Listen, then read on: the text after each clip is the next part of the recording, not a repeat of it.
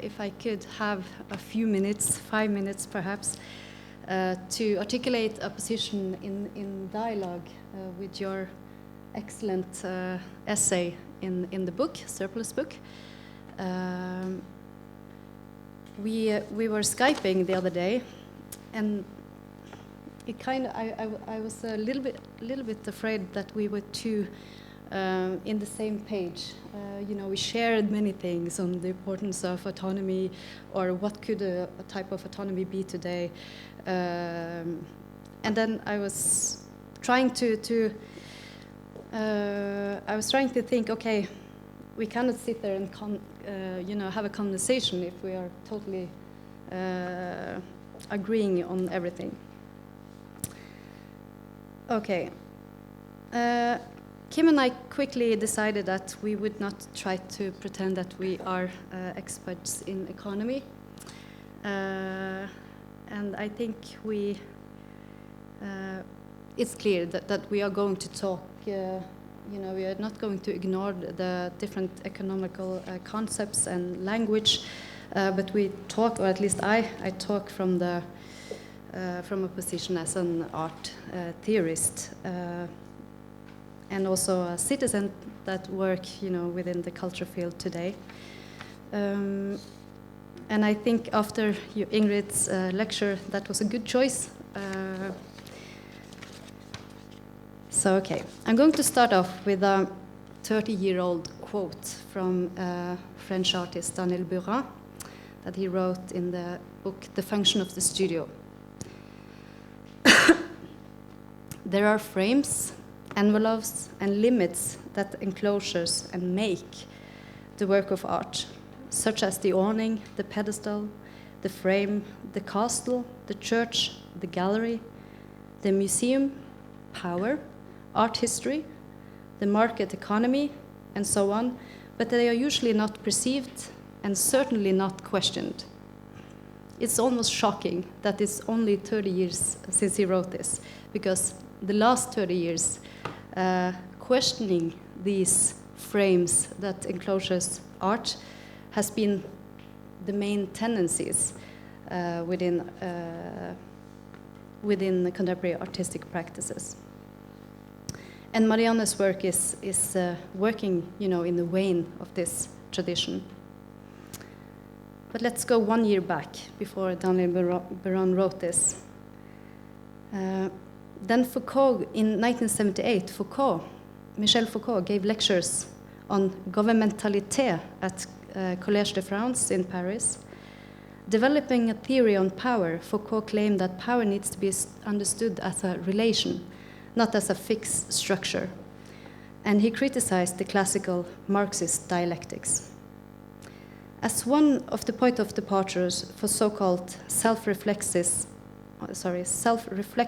art practices or institutional critique by artists such as Daniel Burin, Hans Hacke, Andrea Fraser, Marianne Heier, but also an orientation shared, at least the last 10 years, shared by curators and directors in so-called critical institutions. We might now have come to a point where these practices can be studied and analyzed, not because they have become standardized or a certain style, but because we have come to a point in history that allows us to discuss the outcome of institutional critique or relational art, and even to point out to some new strategies among artists working in the vein of institutional critique.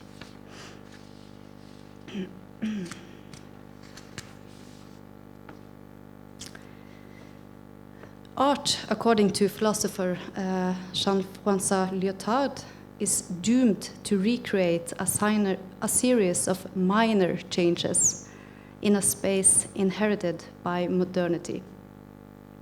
For Lyotard, it is something negative, a relinquishment of the opportunity for global reconstruction. For a relational theoretician like Nicolas Bourriaud, this is a historic chance, a chance to inhabit this world in a better manner rather than attempt to create an as-if world, such as, for example, Adorno would have said. Relational works do not have an ambition to shape imaginary or utopian worlds, but rather to comprise forms of existence or models of actions within factual reality, in the here and in the now. They forsake closeness to philosophy and theory and instead enter into a relationship with politicians and administrations. An artist as Thomas Hitchhorn views it in the following manner. I do not want to activate the public. I want to give of myself, to engage myself to such a degree that viewers confronted with the work can take part and become involved, but not as actors. Another artist, Santiago Sierra, puts it in another way. There is no possibility that we can change anything with our artistic work. We do not work because we are making art. We do our work because we are making art and because we believe art should be something that follows reality.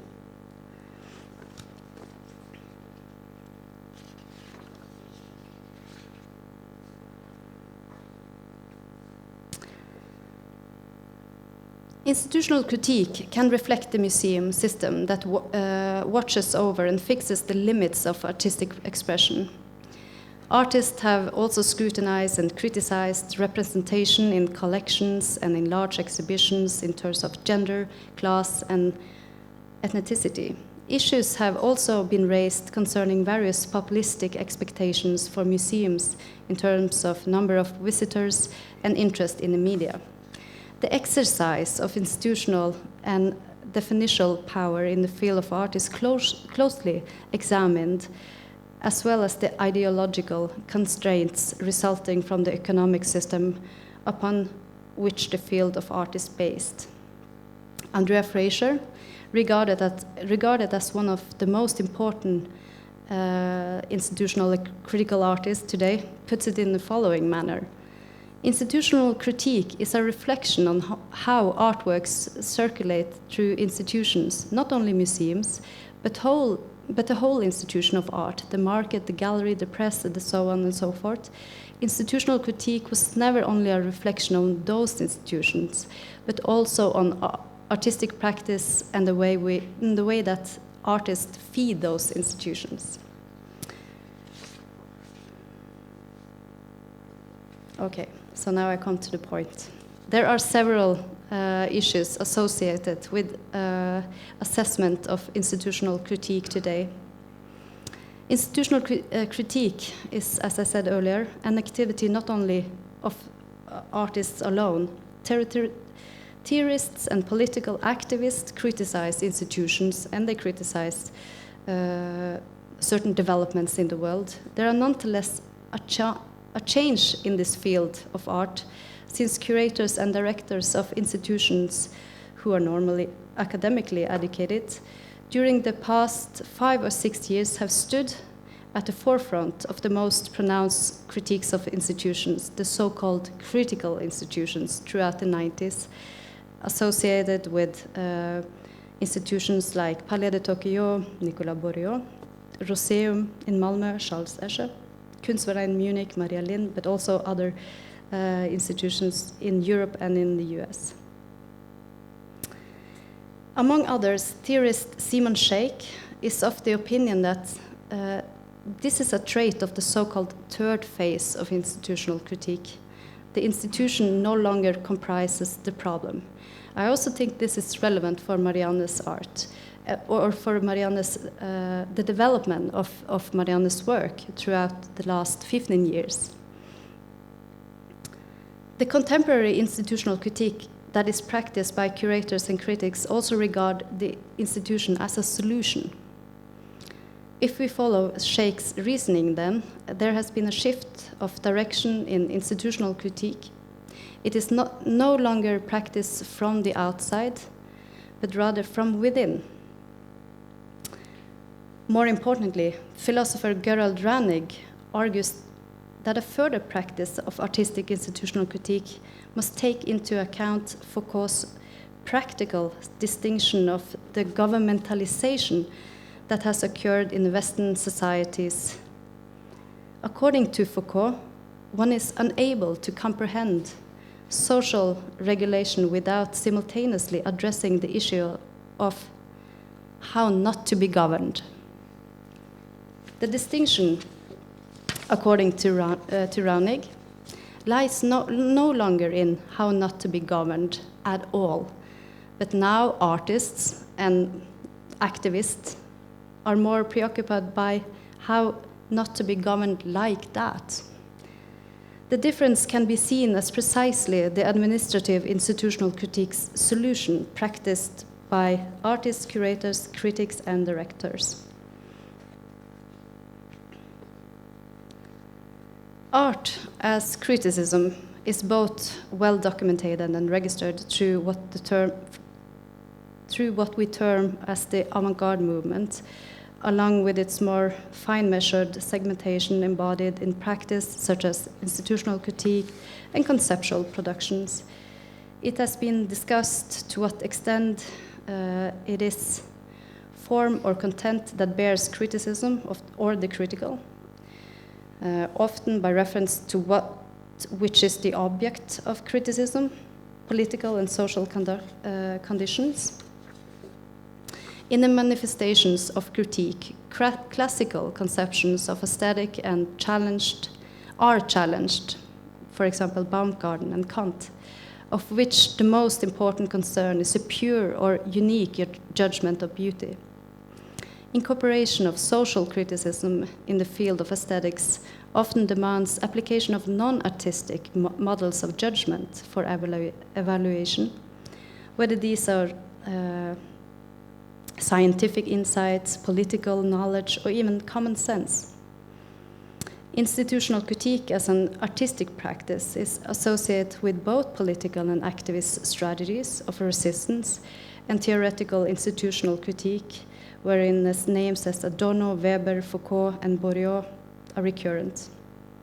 To no lesser degree, the practice is associated with its contemporary political currents and critical ideology. Institutional critique as an artistic strategy of resistance can also have the clear goals of change and improvement.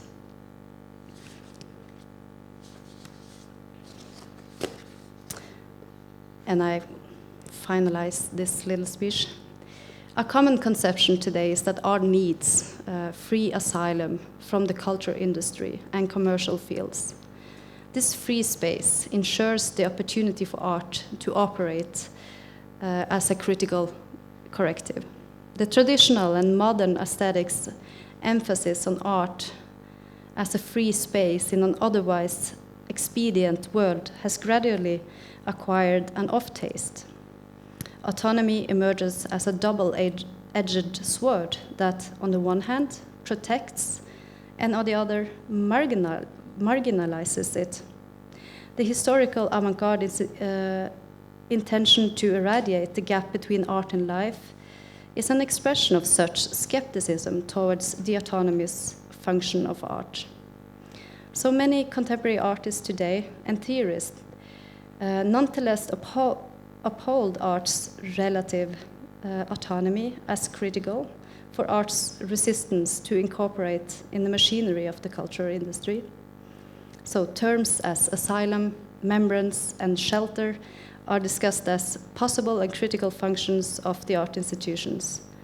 The fact that critical art institution has a capability and opportunity to distinguish and uphold significant art as something other than entertainment, design, or cultural consumption. At the same time, critique is leveled at art institutions that they actually should function in this manner and not allow themselves to be subjugated to the populist demands of accessibility and large numbers of visitors. Okay, so now we start our conversation. Does this work? Oh, not yet. It does. Okay, good. Okay, so let me begin by thanking Marianne and Steinar and Solfrid for inviting me. I'm very pleased and honored to be here. Just like Ranjit, I unfortunately haven't had the opportunity to see Vima actually physically, but at least I've been able to have had the privilege of speaking to Marianne quite a lot about it, and kind of in a sense followed it during its development. So I have some notion of what the work is.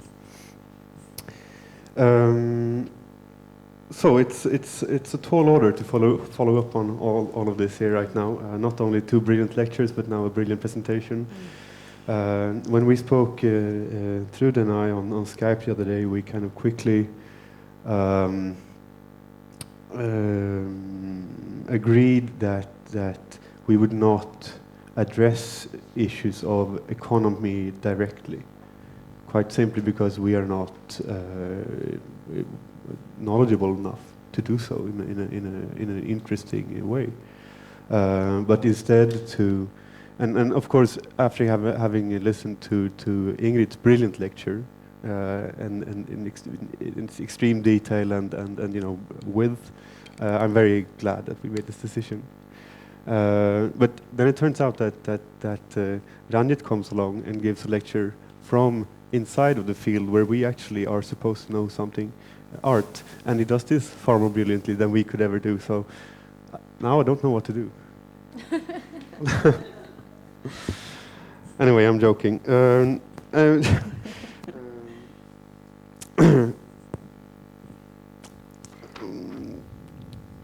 Well, as a matter of fact, I'd like to begin by saying something about Ingrid's lecture, which as I said, I was really impressed by this lecture. But I was impressed in a special way. I mean,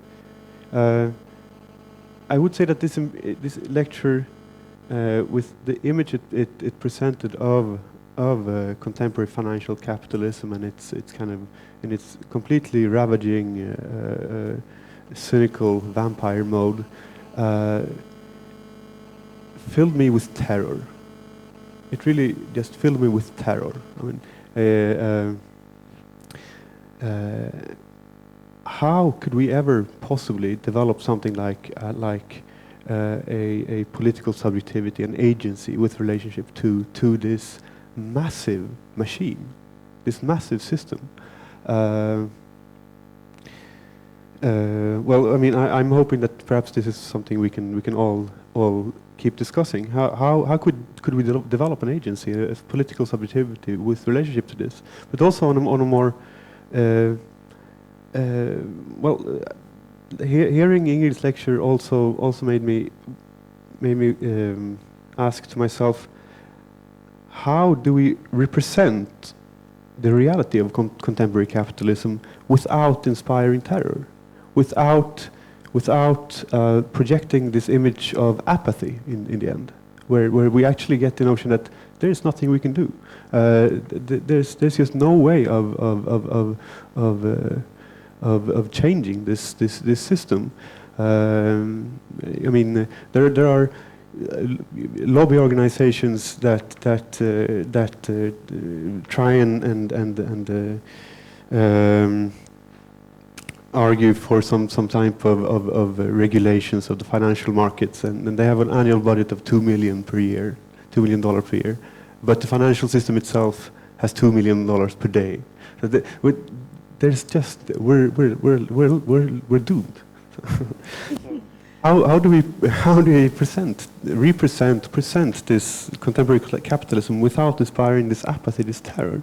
And it strikes me that perhaps this is just one of the things that Marianne Heier does, work such as Vima does.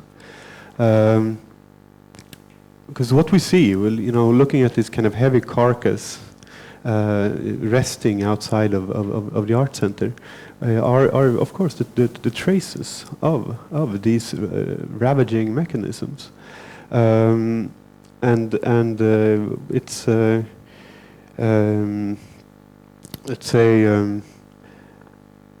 it's a sad sight, of course. It's the carcass of what used to be a useful fishing trawler. And it kind of incorporates a huge productive labor, loads of time, effort spent,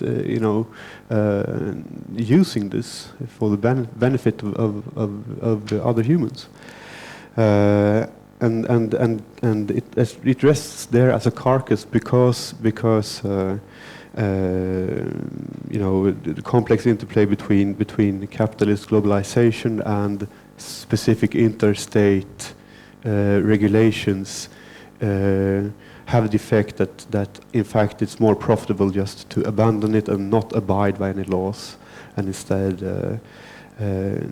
just abandon it completely and lay it to waste.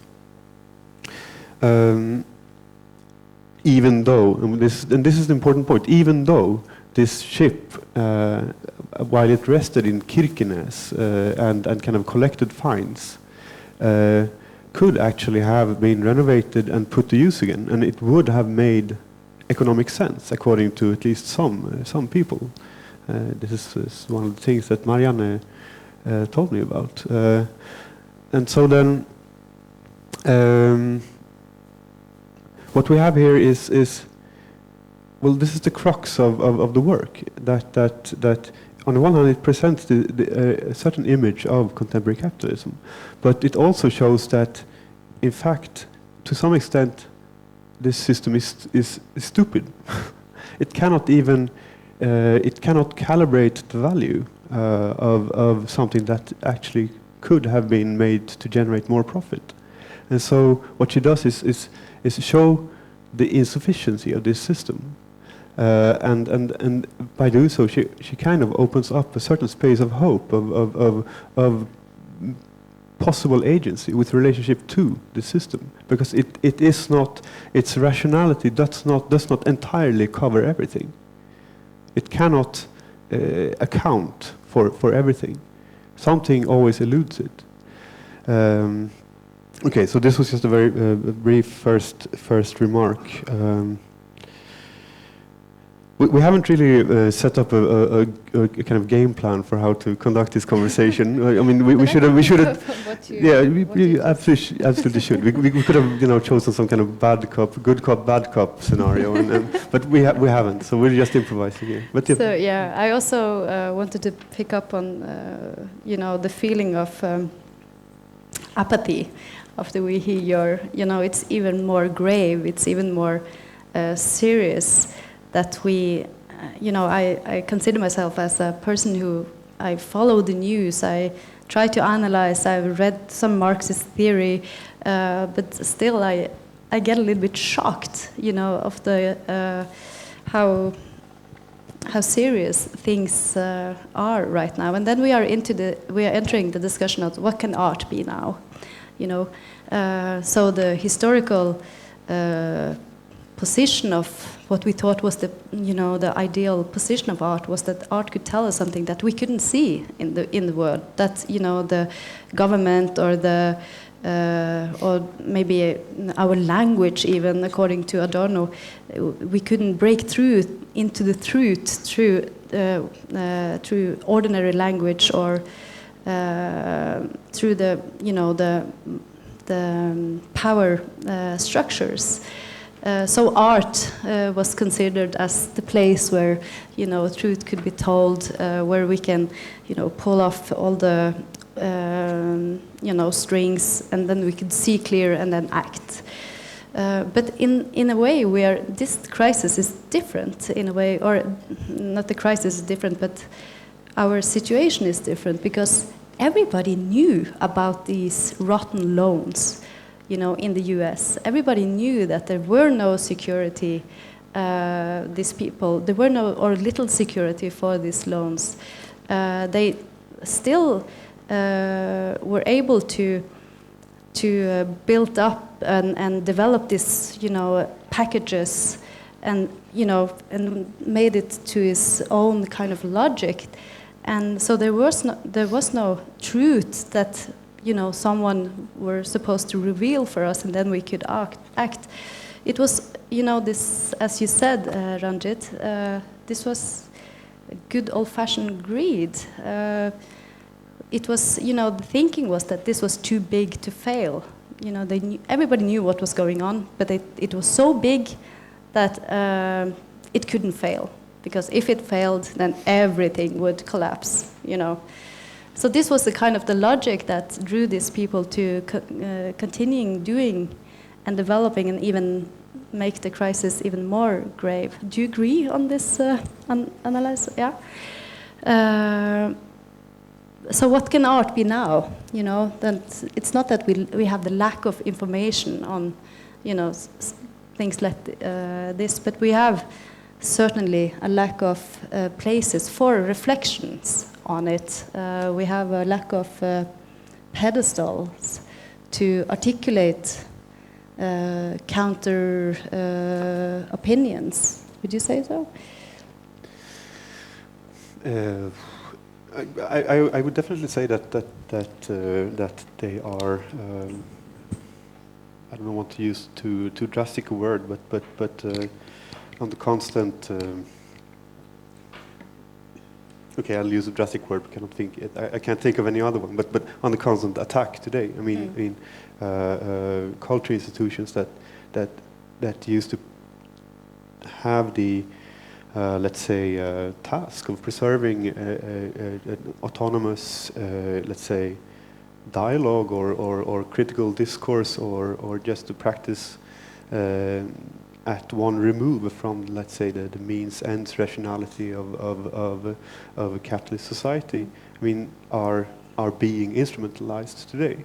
I mean, to a much larger extent. I think this is definitely the case. But on the one hand, I mean, and this will bring me to some of the things I thought I was going to say here. At the same time, these, I mean, for example, an institution like Bergen Kunsthall or any other kind of contemporary art institution still retain a certain degree of non-instrumentality, and this is something that we must guard with our, really guard with our teeth, if need be. I mean, really, I think this is and remains the absolute condition for any type of critical artistic or cultural practice. That we protect these institutions and within these institutions continue to try and battle the kind of onset of instrumentalization that is happening right now. Perhaps in Norway and even in Sweden to a smaller extent than many other places, but still it's definitely an obviously present process. So, yeah. Mm-hmm. Yeah, I mean, as I mentioned earlier, these so-called critical institutions from where not only artists, but also even curators and directors, as I mentioned, Marianne, Charles Esche.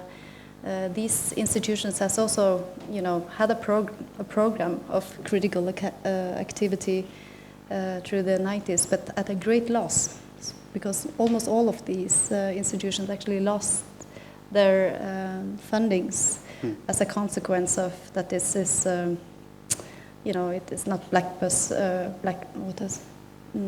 big large blockbusters. Large exhibitions numbers, and so I can understand that this is a very difficult terrain for any director and any curator. I'm certain. I'm very happy I'm not the director of any art center or museum or anything. But I wonder if we could maybe ask Marianne about, as I said, and we discussed a little bit, this shift on an institutional critical tradition, this shift from standing outside institution and criticizing the institution, not only because it's an art institution, but from where it stands politically, what kind of board of directors does it have. And now it seems like it has seen the last 15 years that more and more artists are trying out new strategies. They go within the institution, they collaborate with the curators, they create minor changes, as Lyotard says, not standing outside. And okay, if we are to put it in a little bit simplistic terms, the artist's production has become reformatist, not revolutionary. How would you say that? Also, I mean, for example, you addressed one of your earlier works, the Sparwasser work, that was a rather critical gift to the artist-run. I love the work. It has so many aspects of ideology, critique, the role of the artist versus the subversive gallery.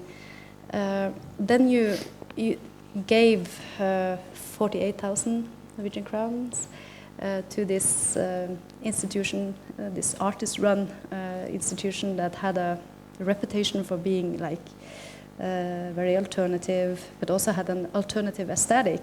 So it was run down, you know. So all the artists, they were never paid. They should only be happy that they were there because this institution or this small little gallery was so cool in a way, or so alternative and subversive. And of course it was all that, you know, it had a certain position. But then Marianne came in and said, come on, take us seriously, we are artists. Why can't you, you know, use this money to build a new floor and have some new paintings and fix these walls? I mean, we are professionals, we want to, you know. So this work is very different from, you know, the diamond work that is in a way a gift that make to a much greater degree an alliances between you and your you know, ideology or your opinions about a new claim autonomy for art. You know, we need to protect this. And says to Bergen Kunsthall, now I strengthen you. I want you to protect these ideals. Can you say something about this shift? Yeah.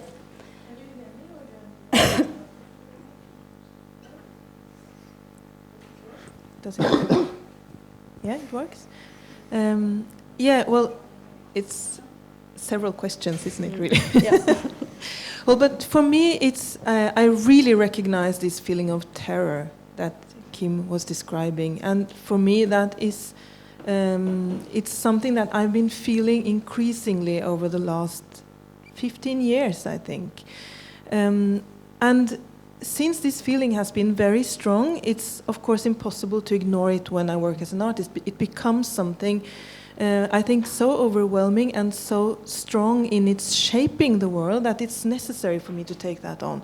And I have found interesting the possibility, or productive, the possibility of pointing out possible alternatives in the world. I mean, other potentialities than the ones that are developed and normally understood in given situations. Because I think any situation presents an infinite number of possible readings and possible interpretations. So it's just a matter of looking at the situations very closely and maybe spend some time in getting rid of the more cliched ways of interpreting them, and they will reveal other possibilities, because there are other possibilities. And for me, this working from the inside is necessary, because that becomes examples of not models that needs to be implemented everywhere in the same way, but it shows how there are always other possibilities. It's not, someone said before that since we are so overwhelmed by this system, this monstrous system, it becomes like we give up and we start considering it almost like a natural phenomenon. It is not a natural phenomenon. It is a construction, and there are lots of possibilities to interpret this in a different way. So for me, it's about a kind of pride, in a way. I don't want to be defined like that, and that is very naive to say, but I find it very annoying that there is so little possibility of acting differently, of looking at things for the time it takes to come up with a different solution. And that's why I found that it's interesting with the gift strategy, because people actually respond to it. It is as predictable as the capitalist or financial system. It really works exactly the way you expect it to do. And it is of a completely different nature. It gives a completely different result, and we perform it, we uphold it, we practice it every day. We all know what it is, and it just shows that there are other possibilities. It is not necessarily in this way. And I think that by working from the inside, as you say, it is also a way of insisting on the fact I want to be heard. I don't want to stand on the outside and talk from some kind of different status or different experience than everybody else. I want to show that what I am saying can be said by anybody. It's nothing special. There is this possibility. There are infinite possibilities all the time. So the work in Bergen, this shift in criticizing or not criticizing, is born out of an increasing terror in looking at how institutions all over the world, art institutions, had their fundings cut. And these are really, really serious situations. People have been losing their jobs. It's becoming increasingly difficult for artists to produce their work, because it's not true that the market upholds artistic research or artistic experiments. The art market is conservative, reactionary almost. It doesn't go where the experiments or the risks are being taken. We do need institutions to take care of this. We do. So when I was criticizing institutions, I never meant to, to ruin them or to break them down, because I do think we need them. Of course we do. So the diamond is also a result of a situation that has dramatically been shifting over the last, I think, 3 or 4 years. We are now seeing real results in Europe of what is happening in our field. So that's what I was talking about. I feel that we're standing on the edge of something that is very threatening, and I still believe that art will survive what has to come, but I think it's going to be very hard and very challenging. So the diamond is about that art also has several feet outside of the market capitalist logic. It does. Much of it is completely outside of ordinary production economy, and still it exists in the world. It is as concrete as anything else, and definitely more concrete than financial systems that you were talking about. So I think that's why the shift came about. It's not really a shift, it's more a reaction to an increasing feeling of alarm, I think. But also maybe, or if you agree, that do you find your alliances? You find it that it's important to defend an institution like Bergen Kunsthall that actually is one of the few institutions in Norway that has the last 10-15 years shown experimental art, shown new productions, and not only art that has already been produced, and has a certain discursive program that has been super important and educating other institutions throughout the country. So you kind of say that this institution needs to be defended in a way, or and it needs to be defended because art needs to defend it, but also because it's necessary to defend, I think, humankind from the feeling of apathy that we're actually facing. It is at this moment of time. Something is happening that is very alarming and very paralyzing to most of us.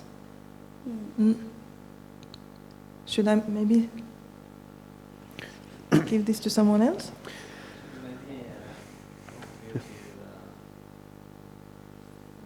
Yeah. Yeah.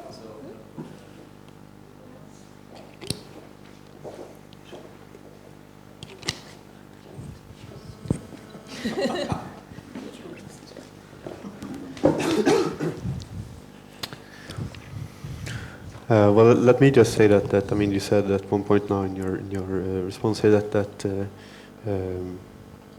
something in style of perhaps it's naive, but I would like to still imagine a way to think an agency with relationship to this system.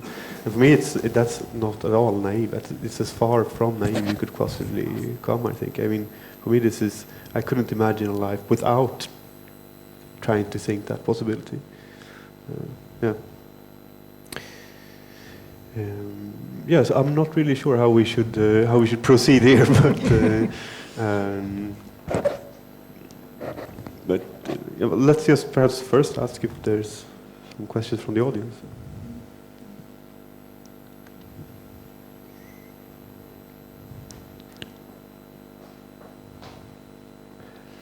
Otherwise, we of course have many topics to cover still. If there's anyone to start off with from the audience, I will run around with the microphone.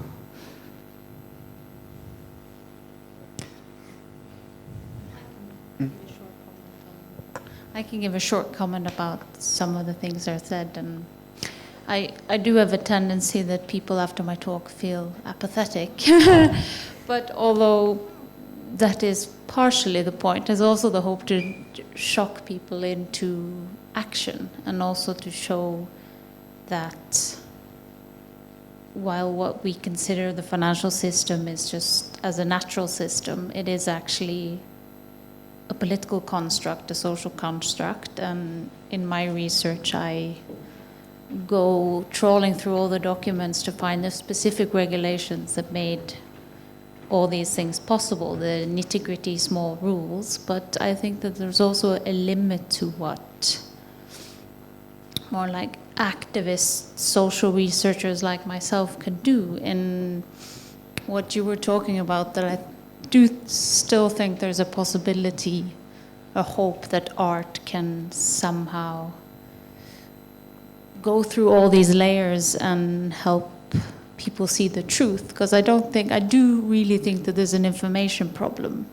in global financial systems, and that, as Ranjit was talking about, that we all have a right to participate somehow, but that we don't have a lot of knowledge about how the system works. We don't get to help decide the parameters and the limits and the rules of the game, but we're allowed to play it. But we don't have the upper hand. We don't have the information, so we are bound to keep losing, while some of the people sometimes win, and a lot of the time we all lose. We lose financially, we lose ecologically, we lose on a whole bunch of levels. That somehow there's a limit to what research and public trying to campaign publicly can do. That maybe there's as Marianne has talked about, that there are choices, there are an infinite amount of possibilities you can do, and how you can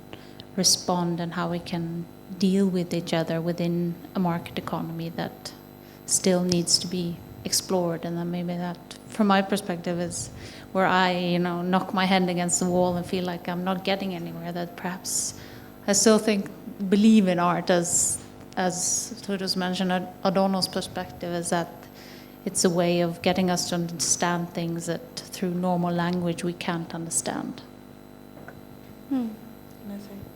Just one thing, we were talking earlier about how the form of financial capitalism is so powerful that it's kind of repeated even where it's not necessary to repeat it. It's like confirmed also in the art field, even when there is no need for that to happen. So it ends up very easily with us believing that there is nothing outside of this. There is no alternative. So I think this is maybe the most urgent thing, to insist on the fact that there are alternatives. there have been different systems before. There are other systems now. There are other situations. There are details that are lost in this picture that really contain so much potentiality. And I think that's where art actually can have a function, because art, one of the things that are strange about art is that it withdraws from the logic of big production scales, of models implemented in infinite numbers in the same way everywhere, without considering the specifics of each singular situation. And I think in that space, which is maybe not unique to art, but which is central to art, I think there is a lot of possibilities. And that's something I think we need to be conscious about, and maybe also be a bit active with. We need to use that possibility. I mean, I think this is a peculiar, let's say, characteristic of contemporary capitalism, that it somehow, it seems to project the image of itself as necessary, as something that allows for no alternative. And I think we spoke earlier briefly about this. Sometimes this even I mean, kind of penetrates into artistic practices that purport to be critical to financial capitalism and so on.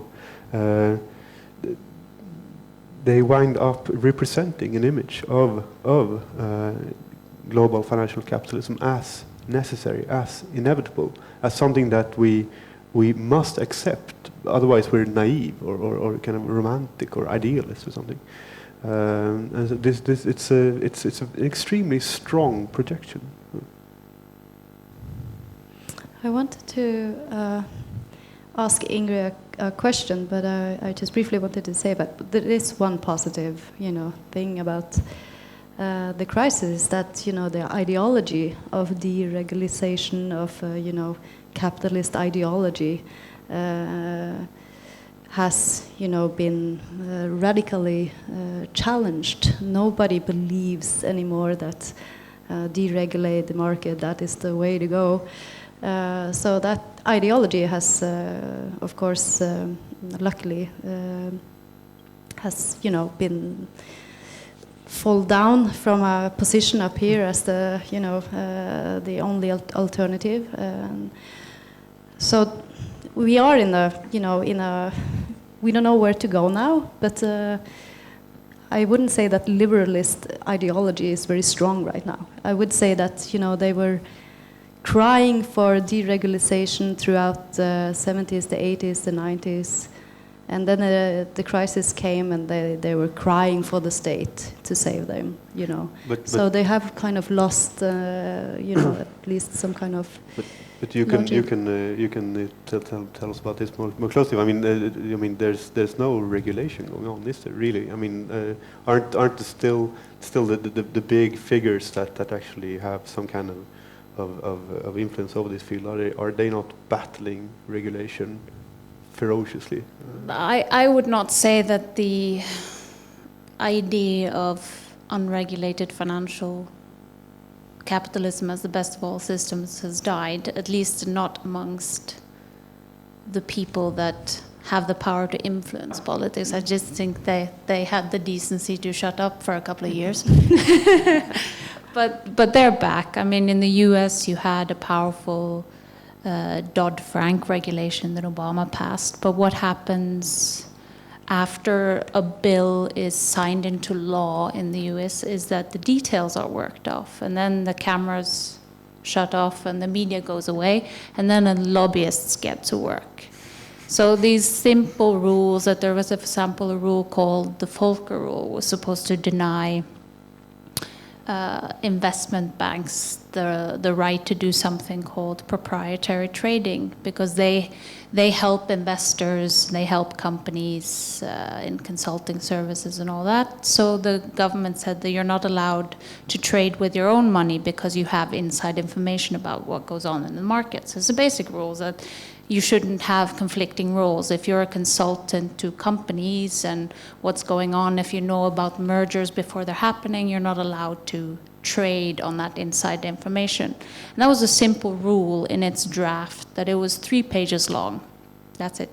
Now, I think at the last time I checked, it was around 650 pages long, filled with exceptions that make that everything that was allowed before the crisis is still allowed. And all regulations that are pushed in Europe and Britain are still, they're still being debated over, exceptions are included. So there's very little that was allowed before the crisis that is illegal now.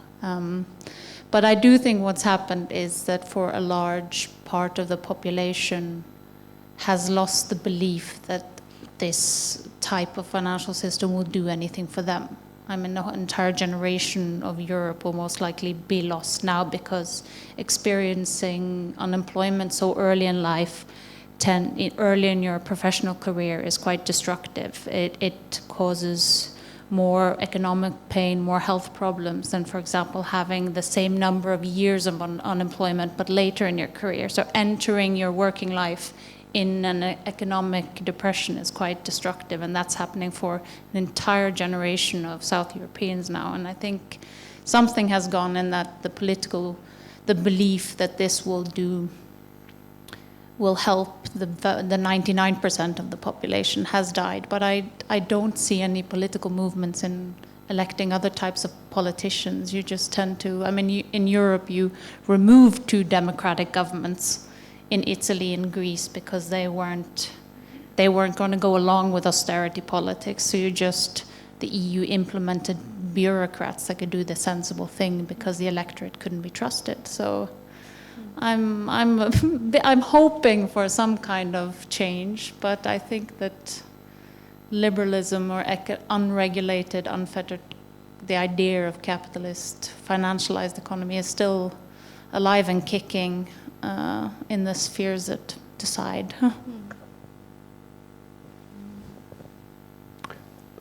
What happened also, I guess, was that it was quite immediately depoliticized.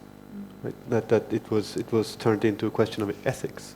I mean, the figure of the immoral capitalist became a kind of a cliche in mass media, and even kind of Republican politicians in the States, united in condemning this figure, and so you kind of conveniently disregard from the structural, economic, political issues, and turn it into a question of moral behavior of individuals.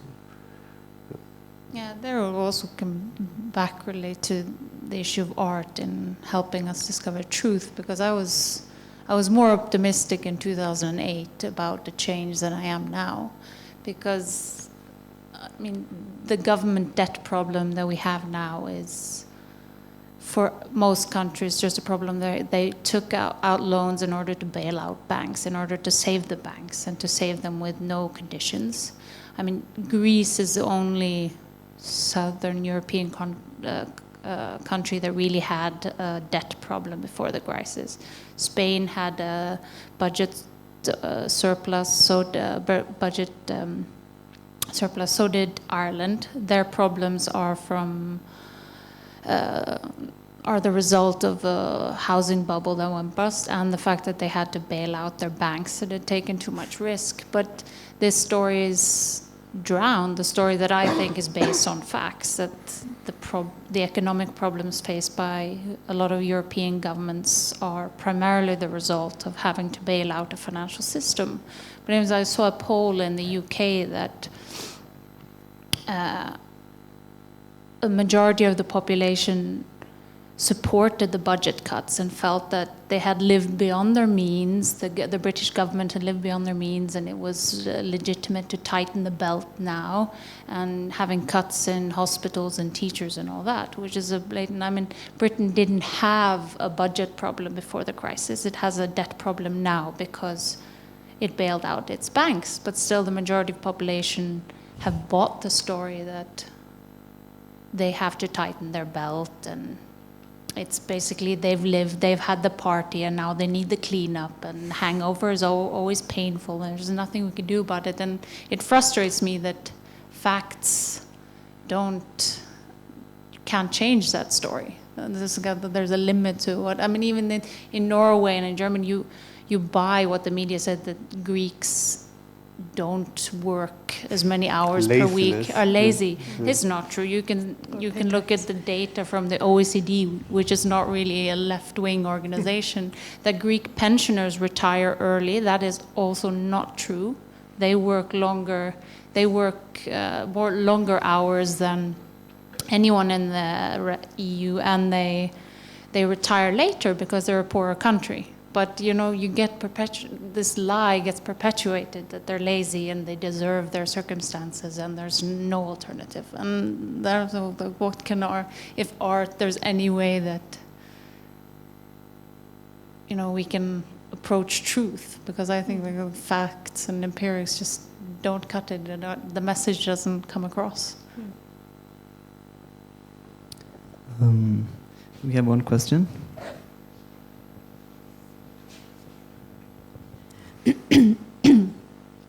First, I must thank the lecturers for very well prepared and very instructive lectures, which made me see things I didn't see before. In the first place, I regarded this art as interesting because of the new tendencies which you have talked about, but I found it a bit too intellectual. Also, I mean, not ignoring the sensual aspect of art, which is coming into art now. I think there's trends in that direction, but now I see that it is intellectual. It is a spiritual budskap, meaning, message behind this, and I think it is to be understood by the concept of relational art, relasjonell kunst, which intervenes in life, and Ranjit mentioned this spirit of generosity. It is an example of trying to be generous and let generosity, this spirit of generosity, be productive. And I think that is a possibility in our culture. And I like this critique from within and not outside, because that opens up, that doesn't close the discussion as in the 70s. As to Kant has been mentioned today. Kant, what relation would Kant have had to institutional critique? Is that quite another world? And in a way it is, certainly. But I think Kant would have recognized, if Kant would have foreseen this art, I think he would have recognized this as disinterested art, as an art not driven by greed, as was mentioned by Ranjit, but an art driven by idealism. And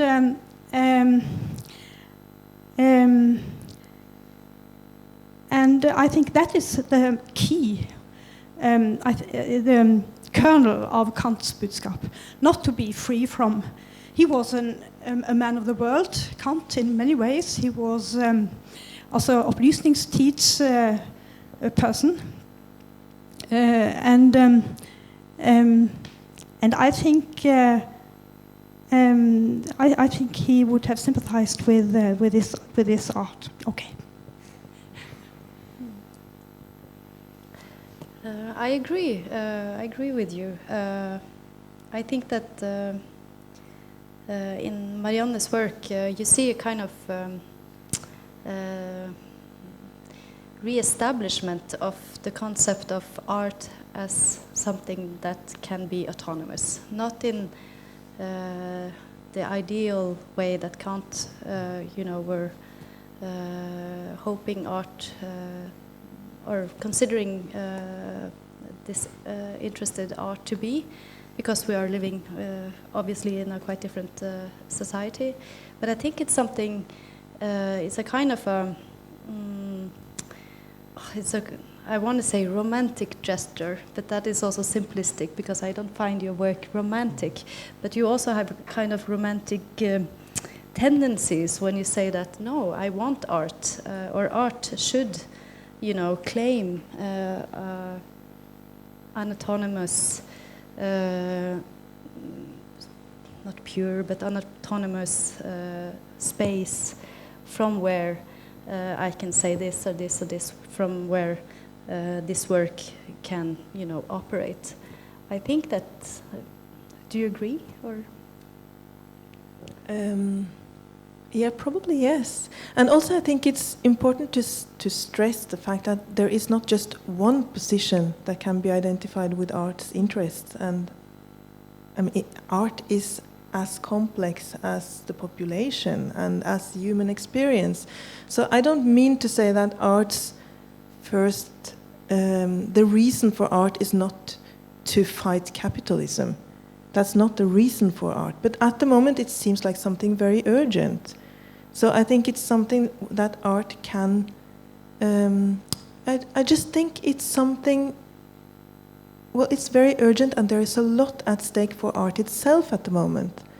Because what is happening is that it feels like everything can be embraced by the logics of finance. Everything can be sold and bought and transferred through these channels and through this system. And when you look at it, when you look at it like we did earlier when you were talking about it, it becomes so evident how abstract it is. So I think there is a need for just insisting on how concrete the world is and how concrete art is. And I think there is a need for spaces or situations where art can work protected from this extreme pressure that is happening at the moment and that has been building up over a lot of time. So I think that's where the romantic ideas come from. I think this is a moment where any place or situation or anything really, any context that has in it a slight difference from what is the dominating logic today needs to be protected. I think that's very important. That's sort of strange. So I'm coming at this from a is this working? Yeah, I think so. Classically, institutional critique was a critique of the dependencies that were encrypted in an institution. And today it's almost as if one is seeking out spaces that offer a kind of sanctuary. Yeah? So it's almost not institutional critique, but I mean, institutional embrace is not exactly appropriate. But it kind of links up with notions of, that you mentioned, Trude, refuge, asylum. In a way, it's a recursion of the old idea of sanctuary in monasteries or universities. But I'm just wondering if that remains confined to a sanctuary type space, or does it offer some kind of prototype for action elsewhere? So that's also a question I would have for you, actually, Marianne. So is it, you spoke earlier of the distinction between the example and the model. So do you want to talk a little about that? Yeah, I was also thinking that the reason why Hans Hakke was criticizing the composition of the board was not because he wanted the museum to close down. It was because he had an ideal of what the museum should be. So it's not, I mean, criticism is also, I think, maybe a bad word because we misunderstand it. It's more like proposal, really, or I don't know, it's a comment or an input in order for things to become more transparent and possibly also change. But it's not necessarily a negative, aggressive act. It's an active act, which is different, I think. But when it comes to the difference between example and model. I think people have asked whether, for instance, the lunchroom is a model. And at first I thought, well, yeah, maybe it is, and that's kind of nice, and the idea of model, you know, it sounds so nice. We're very fond of modernism. There is a lot of, and the model surely was very popular, and there is something a bit nostalgic about that. But then I thought, well, but the model has produced, I mean, my work is very often based on a kind of irritation in seeing that something is present, but it's like the elephant in the room. It's not talked about for various reasons. And I thought that is because we think in models. So the exceptions or the particularity, the peculiarity of the situation don't fit into the model, because a model will be implemented in exactly the same way, regardless of the specifics of the context. So I want to create examples, not necessarily because I want them to be followed, because then they very easily become models, but because I want to show that there is a possibility of creating difference, of in exactly the same situation as was there before, it is possible to insert an element that reveals other possibilities. But these possibilities are different from one context to another, from one situation to another. They cannot be repeated and implemented in the same way, because they would immediately start producing the same problems as the ones I reacted to. That is what the difference is, I think. Was it an answer? Yeah.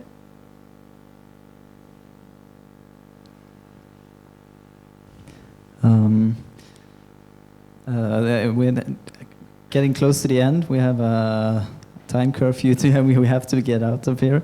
But we have maybe 5 minutes left if there's one more question from the audience. Or any of you want to have a concluding remark? I don't know if it's a concluding remark or it shouldn't be, but I mean I think of something that Ingrid said about the notion of the artwork or of art as some kind of a truth sayer that would kind of reveal the nature of financial capitalism, because there's an information loss. And I think, in one sense, I think it could have similar kind of a task like this. But I wonder if that's really the most productive way of understanding the artwork as something that kind of as some kind of alternative journalism or alternative media. I'm not certain. What I think Marianne does is kind of shift the focus in a sense. I mean, we're kind of presented with this massive image of capitalism as something of financial capitalism, contemporary capitalism as something absolutely necessary, that almost follows a certain law of nature. But what Marianne does is show that in fact, I mean, it operates on very simple assumptions, and in fact, if we just look at a very simple other way of doing economics, or if you just look at where this kind of system fails, we'll suddenly see the limitations of the logic of the system, and so there's an aspect of information here, sure, but it's not the information of it's not the kind of art that will kind of fill the gap of the information loss.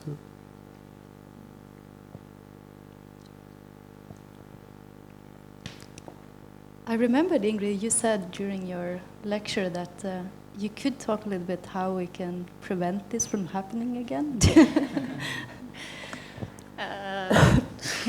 That's a concluding remark. Yeah, that's well, we can stay here to Monday, but well, personally, I believe that sometimes the simple things are better than complex. So if we go back to basics and look at finance as something that you will find in your average economic textbook, what is the financial market supposed to do? It's supposed to bring together people with ideas and projects and something they want to do that lack funding or capital, and you bring together people who have money, who have capital, who want some kind of return, but it's a decent return. It's not an outrageously greedy return. And it's supposed to like smooth out consumption, that if you want to buy a house and if you would have to save, if there were no debt, as some of these Republican candidates in the US, they want to end what they call fiat money or paper money, which is basically reduce, like that there will be no debt in society. But if you, for example, had to save the money to buy a house and wait to buy a house until you had all that cash down, you would probably be 70 years old before you could afford that, and that would have direct consequences in terms of just people establishing families and reproducing. And the fact that they need basically a space at home to do that, and to raise children and all that. That finance is a servant and not a master. And that there is a political will. It's not that difficult. I think it's just saying that things are illegal until specifically said to be legal, that all new financial instruments, for example, have to prove somehow how they're socially useful. Like you have with new food products or new medicines, they have to go through serious tests before they're allowed in the market. In the financial sector, it's the other way around. Those are just like that if it proves to blow up the entire world, then maybe we'll consider regulating it. But until that, then, just enjoy yourselves. And there are, of course, these hopes that, okay, we have to be better consumers, we have to choose better banks, there are alternative banks, there are alternative pension funds, but I'm skeptical about things that just demand more of our time, that we just have to be better consumers, because that just reduces humans as consumers. But I think just simplicity and just focusing that finance has a function in a market economy, but it needs to fill that function, and it has no use in itself. Should never be allowed to become a growth sector in its own right. It's always a middleman, and it's supposed to benefit different actors, different agents in the economy, and it's not supposed to take over society. It's just be a part of it. So it's just like, basic rules and regulations. But I could get into the specifics on that, but I think we'd be here to Christmas.